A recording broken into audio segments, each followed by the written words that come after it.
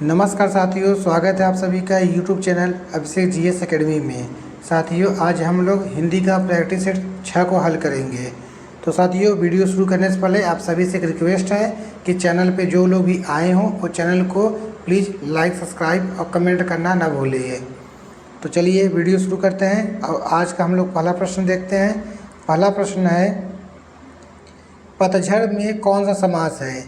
Option A कर्मधारय समास, option B बहुब्रीहि समास, option C अव्ययीभाव समास, ऑप्शन डी द्विगु समास। पतझड़ शब्द में बहुब्रीहि समास है। कौन सा समास है? बहुब्रीहि समास। ऑप्शन बी सही है। अब पतझड़ शब्द का विग्रह क्या होगा? पतझड़ शब्द का विग्रह होता है पत्ते जिस मौसम में झड़ते हैं। पत्ते जिस मौसम में झड़ते हैं। अगर कोई आपसे पूछे कि बहुब्रीहि समास किसे कहते हैं तो आप बताइएगा बहुब्रीहि समास उसे कहते हैं जिस समास के समस्त पद में कोई पद प्रधान नहीं होता है तथा दोनों पद मिलकर किसी अन्य पद का विशेषण होता है। ठीक है, फिर ध्यान दीजिएगा कि बहुब्रीहि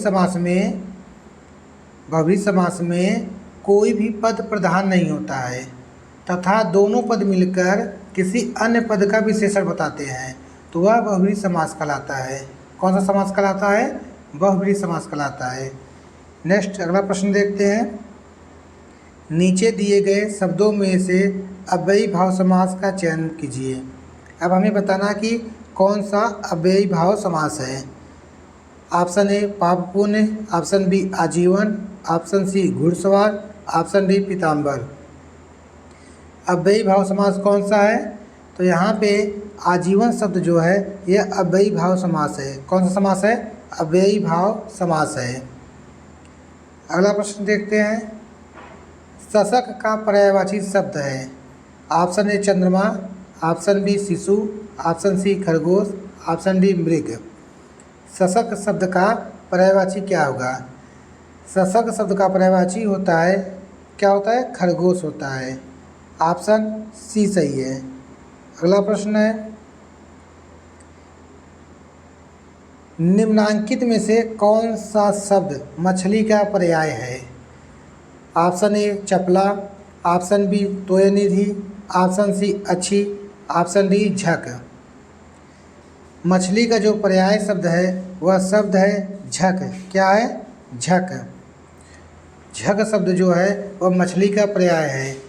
और मछली का अन्य जो पर्यायवाची शब्द होता है वह होता है मत्स्य होता है, मीन होता है, सफरी होता है, जलजीव होता है। इत्यादि शब्द जो है मछली के पर्यायवाची शब्द होते हैं। और अगर आपसे कोई पूछे कि चपला किसका पर्यायवाची शब्द है तो चपला जो शब्द है वह बिजली का पर्यायवाची है। फिर कोई पूछे तोयनिधि किसका पर्यायवाची है? तोयनिधि जो शब्द है यह समुद्र का पर्यायवाची है।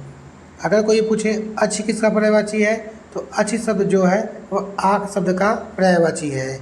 ठीक है, चपला बिजली शब्द का पर्यायवाची है, तोयनिधि समुद्र का पर्यायवाची है, अच्छी शब्द जो है वह आँख का पर्यायवाची है।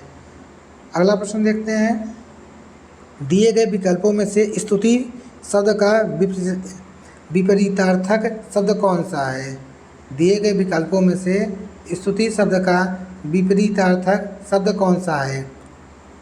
ऑप्शन ए प्रशंसा, ऑप्शन बी अशुभ, ऑप्शन सी शुभ, ऑप्शन डी निंदा। स्तुति शब्द का जो विलोम होता है वह होता है निंदा। क्या होगा? निंदा। ऑप्शन डी सही है। यहाँ पे आपका स्तुति शब्द का जो विलोम होगा वह होगा निंदा। और एक चीज़ ध्यान दीजिएगा, प्रशंसा जो शब्द है उसका भी विलोम निंदा होता है। इस बात को ध्यान दीजिएगा।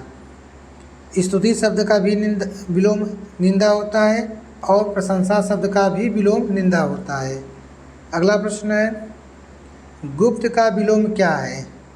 गुप्त का विलोम क्या है? गुप्त का विलोम होता है प्रकट। क्या होगा? प्रकट। ऑप्शन सी सही है। गुप्त शब्द का विलोम प्रकट होता है। और मुक्त शब्द का विलोम क्या होता है? मुक्त शब्द का विलोम होता है ग्रस्त। और लिप्त शब्द का विलोम होता है निर्लिप्त। लिप्त शब्द का विलोम होगा निर्लिप्त। चलिए अगला प्रश्न देखते हैं। तिलक किस प्रकार का शब्द है? अब तिलक शब्द को पहचानना है कि यह किस प्रकार का शब्द है। जैसे आपको एग्जाम्पल ये बता दे कि इससे तिलक शब्द आपका तत्सम शब्द है, तद्भव शब्द है, देशज है, विदेशज है, कौन सा शब्द है? ऑप्शन ए है आपका तत्सम, तद्भव, देशज, संकर। तो जल्दी से बताइए तिलक शब्द किस प्रकार का शब्द है? तिलक शब्द जो है कौन सा किस प्रकार का शब्द है? तिलक शब्द जो है वह तत्सम शब्द है। कौन सा शब्द है? तत्सम शब्द है। ऑप्शन ए सही है। तिलक किस प्रकार का शब्द है? तो तत्सम शब्द है। अगला प्रश्न देखते हैं। एवं का तद्भव रूप क्या होगा? एवं शब्द का तद्भव रूप क्या होगा? एवं, और, तथा, यो। एवं शब्द का जो तद्भव रूप होता है वह होता है यो। क्या होता है? यो। ऑप्शन डी सही है। अगला प्रश्न है। दिव्यांगम का संधि विच्छेद होगा।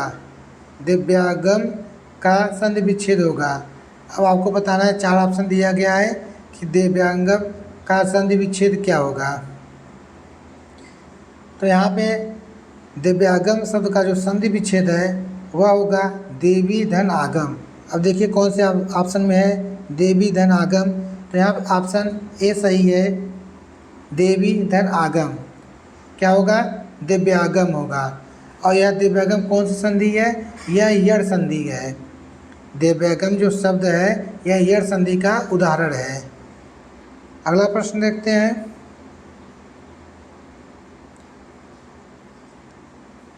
अगला प्रश्न है। सितर्तु का संधि विच्छेद कौन सा है?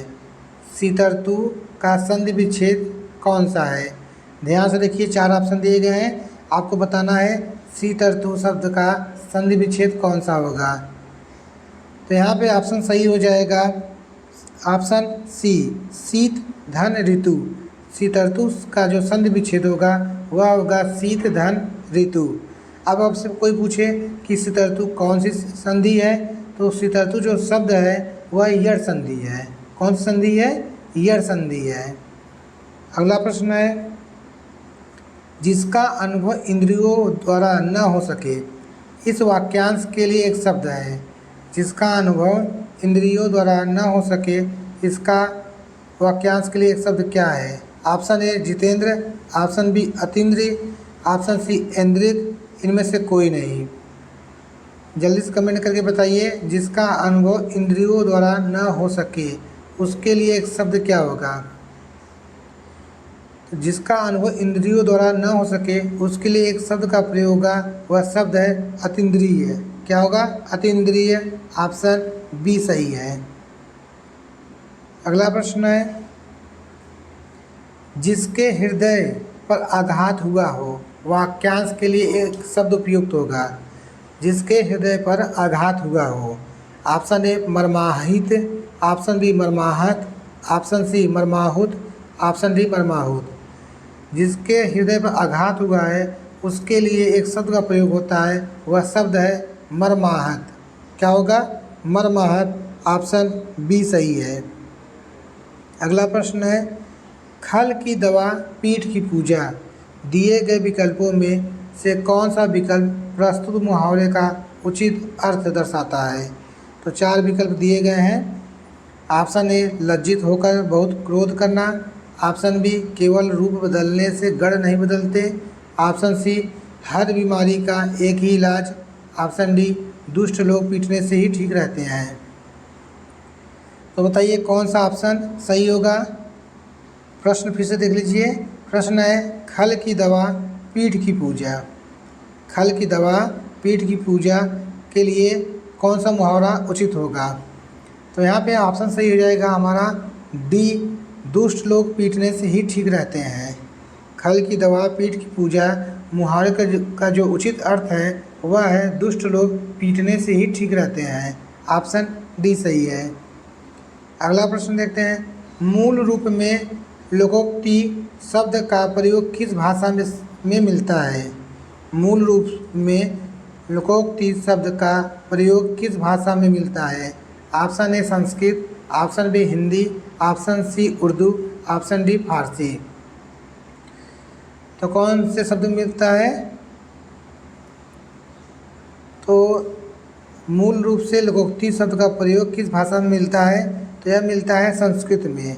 ऑप्शन ए सही है। मूल रूप से लोकोक्ति शब्द संस्कृत भाषा का एक शब्द है। अगला प्रश्न देखते हैं।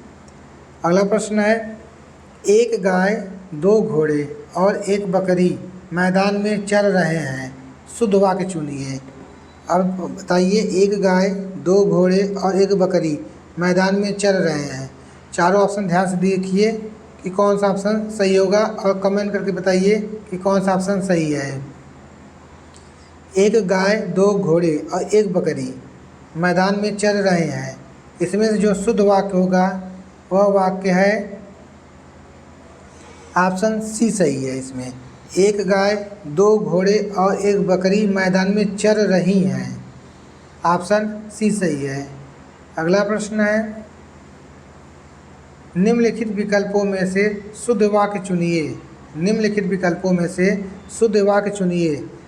जैसे ऑप्शन ए, मेरे को भूख है, ऑप्शन बी, कल घर जाऊंगा, ऑप्शन सी, राजा जरूर मरेगी, ऑप्शन डी, वह बोले। अब इसमें सही वाक्य कौन सा है? तो यहाँ पे सही जो शुद्ध वाक्य है वह है कल घर जाऊंगा, ऑप्शन बी सही है। कौन सा ऑप्शन सही है? ऑप्शन बी, कल घर जाऊंगा।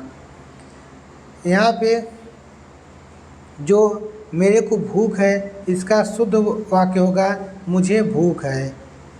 राजा जरूर मरेगी, इसका शुद्ध रूप होगा, शुद्ध वाक्य होगा राजा जरूर मरेंगे।